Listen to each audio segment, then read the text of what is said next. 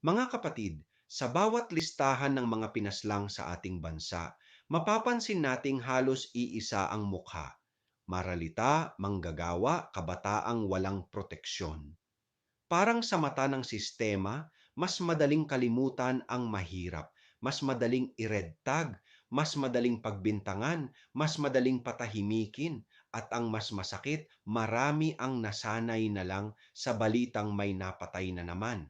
Kapag ang lipunan ay hindi na nagugulat sa patayan, ibig sabihin may namamatay ring mas mahalaga, ang ating konsensya.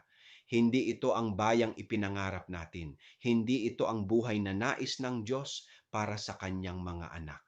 Mga kapatid, ang pananampalatayang buhay ay kumikilos kapag may naaapi dahil ang dugo ng maralita ay sigaw ng Diyos para sa hustisya.